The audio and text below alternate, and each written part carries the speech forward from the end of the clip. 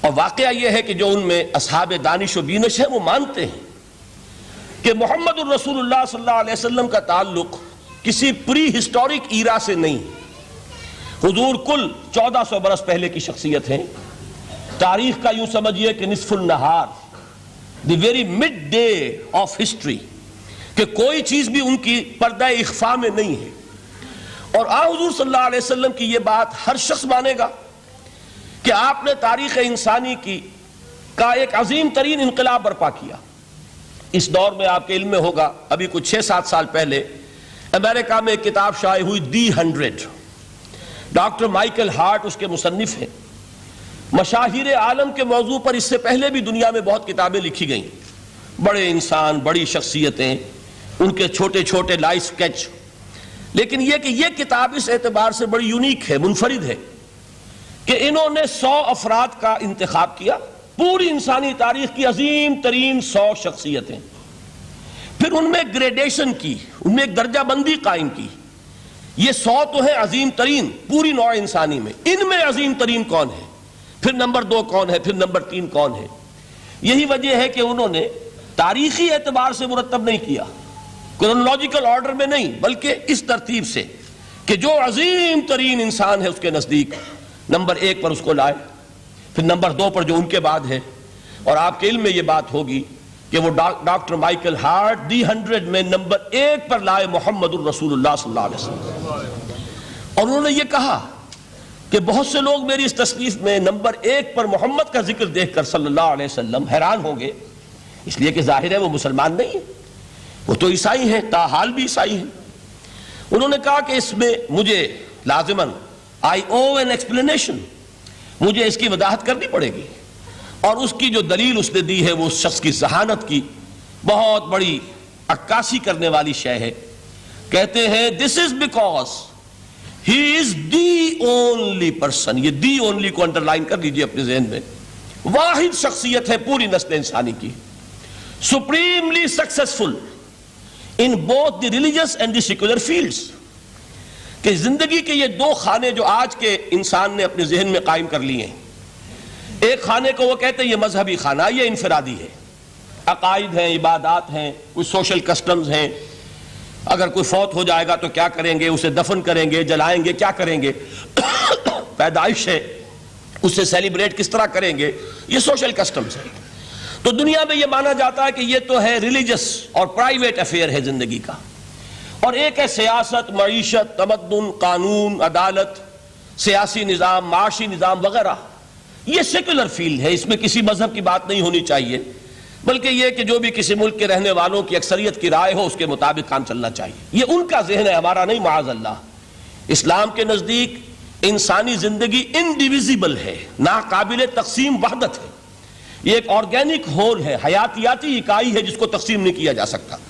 لیکن جدید ذہن کا تصور یہی ہے. اس تصور کے پس منظر میں دیکھیے کہ جو سب سے بڑی تحسین ہو سکتی تھی اور جو سب سے زیادہ ٹریبیوٹ پیش کرنے کا انداز ہو سکتا تھا وہ شخص نے پیش کر دیا حضور کو، کہ دونوں میدانوں میں بیک وقت انتہائی کامیاب انسان پوری تاریخ میں صرف ایک ہے اور وہ محمد ہے صلی اللہ علیہ وسلم. اس لیے کہ جتنی بڑی شخصیتیں اور نظر آتی ہیں وہ یک رخی ہیں، یا ادھر عظیم ہیں یا ادھر عظیم ہیں. جو ادھر عظمت کی حامل ہیں دین میں، مذہب میں، اخلاق میں، روحانیت میں، جیسے حضرت مسیح خود یا گوتم بدھ، ان کا سیاست میں اس میں کوئی دخل نہیں، کوئی انقلاب برپا نہیں کیا، کوئی نئی حکومت قائم نہیں کی، تو وہاں انہیں 0 دینا پڑتا ہے. اور اس کے برعکس سکندر اعظم ہے، اٹیلا ہے، چنگیز ہے، ہٹلر کو بھی چاہے تو شامل کر لیں، جس کی فتوحات جو ہے وہ جنگل کی آگ کی طرح پھیلی ہیں. کوئی مشرق سے مغرب تک پہنچ گیا، کوئی مغرب سے مشرق تک چلا آیا. ہٹلر کہاں آپ کو سکندر اعظم کہاں سے چلا، مقدونیہ سے اور دریائے بیاس تک پہنچا ہے، اور ادھر سے چنگیز ادھر سے گیا وہاں تک پہنچا ہے. اٹیلا جو ہے سینٹرل ایشیا سے اور یورپ کے میدانوں تک پہنچا ہے. لیکن مذہب اور اخلاق کے میدان میں انہیں صرف 0 دینے سے کام نہیں چلتا، کوئی مائنس ویلیو معین کرنی پڑتی ہے. یہ ہے دنیا کی عظیم ترین شخصیتوں کا حال. ایک شخصیت ایسی ہے محمد کی صلی اللہ علیہ وسلم کہ ان کے بارے میں یہ کہنا مشکل ہو جائے گا کہ ان کی زیادہ عظمت جو ہے وہ مذہبی میدان میں ہے یا زیادہ عظمت جو ہے وہ سیاسی اور ملکی میدان میں ہے. ایک نئی تہذیب، ایک نیا تمدن، ایک نیا طرز حکومت، ایک نیا نظام معیشت، ایک نیا سماجی اور معاشرتی نظام، ایک نیا قانون فوجداری، ایک نیا قانون دیوانی، زندگی کے ہر اعتبار سے ایک انقلاب برپا کیا ہے۔ یہ ہے محمد الرسول اللہ کا وہ کارنامہ جس کو کہ غیر مسلم بھی تسلیم کرنے پر مجبور ہے۔ چنانچہ شاید آپ نے نام سنا ہو، ہندوستان نے جو بڑے بڑے انقلابی پیدا کیے اس صدی میں، ان میں ایک ایم این رائے، جو کمیونسٹ انٹرنیشنل، جو باسکو میں یوں سمجھیے کہ پوری دنیا میں اشتراکی تحریکوں کو کنٹرول کرنے والا ادارہ، یہ شخص اس کا بہت اہم کارکن رہا ہے، ایم این رائے۔ اس نے ایک کتاب لکھی دی ہسٹوریکل رول آف اسلام، اور وہ تسلیم کرتا ہے کہ تاریخ انسانی میں عظیم ترین انقلاب وہ ہے جو محمد نے برپا کیا صلی اللہ علیہ وسلم۔ تو یہ چیز دوسری ہے کہ جس کو ماننا پڑتا ہے۔ لیکن آپ حیران ہوں گے کہ یہ سیرت کا جلسہ تو نہیں تھا، میں قرآن کی عظمت بیان کر رہا تھا۔ یہاں اب اصل میں جس چیز کی طرف آپ کی توجہ دلانی مقصود ہے وہ یہ ہے کہ اس عظیم ترین انقلاب کے لیے حضور کا اعلی انقلاب قرآن تھا۔ اتر کر حرا سے سوئے قوم آیا اور ایک نسخہ کیمیا ساتھ لایا۔ اس قرآن کے ذریعے ذہن بدلے، لوگوں کی سوچ بدلی، عقائد بدلے، نقطہ نظر بدلا، ان کا ویلیو سٹرکچر تبدیل ہو گیا۔ پہلے زندگی عزیز ترین متاع شمار ہوتی تھی، اب موت سب سے بڑھ کر خوش آئند ہے۔ شہادت ہے مطلوب و مقصود مومن، نہ مال غنیمت نہ کشور کشائی۔ یہ انقلاب یہ در حقیقت کس کے ذریعے سے ہوا ہے؟ سورہ فرقان میں اللہ تعالیٰ نے ارشاد فرمایا حضور سے، فَلَا تُطِعِ الْكَافِرِينَ وَجَاهِدْهُمْ بِهِ جِهَادًا كَبِيرًا۔ اے نبی آپ ان کافروں کی باتیں نہ مانیے، ان کے کہنے کی طرف متوجہ نہ ہوئیے، اور اس قرآن کے ذریعے سے جہاد کیجئے۔ جیسے کہ ابھی آپ کو بتایا نظام الدین صاحب نے، اصل انقلاب جو محمد نے برپا کیا صلی اللہ علیہ وسلم وہ تلوار کے ذریعے نہیں ہے، تلوار کے ذریعے انقلاب کی تکمیل ہوئی ہے۔ تو در حقیقت جو انقلاب آیا ہے، انقلاب پہلے آتا ہے انسان کی سوچ میں، انقلاب آتا ہے انسان کے نقطہ نظر میں، انقلاب آتا ہے انسانوں کی شخصیتوں میں، ان کے کردار میں، ان کے شب و روز کے انداز میں۔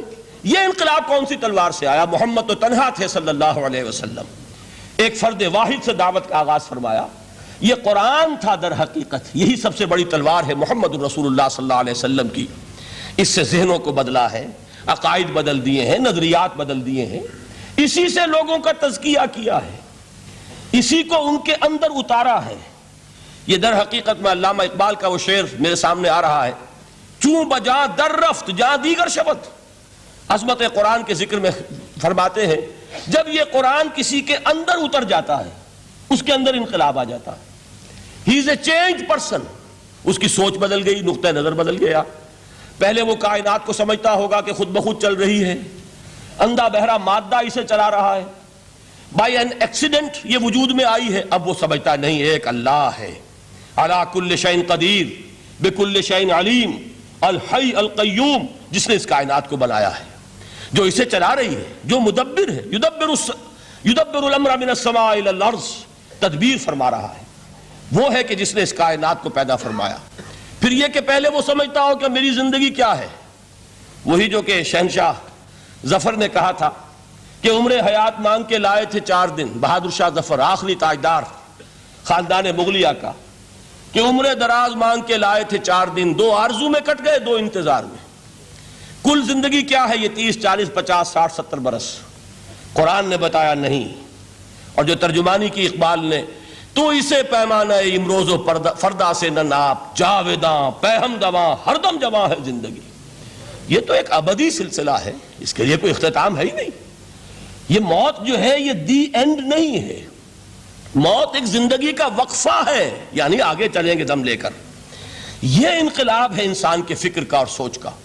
اس انقلاب کے نتیجے میں وہ جماعت تیار ہوئی صحابہ کرام کی، ڈیڈیکیٹڈ، کمیٹڈ، جو آخرت کے طالب تھے، جو اللہ کے عاشق، محمد کے دیوانے صلی اللہ علیہ وسلم، تن من دھن قربان کرنے کے لیے تیار۔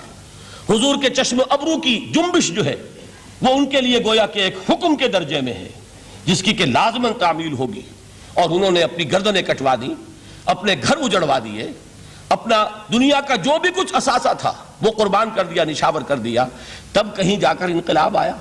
اور یہ شخصیتیں جو تیار ہوئیں تو ان کے تیار کرنے میں ذریعہ کیا ہے؟ قرآن.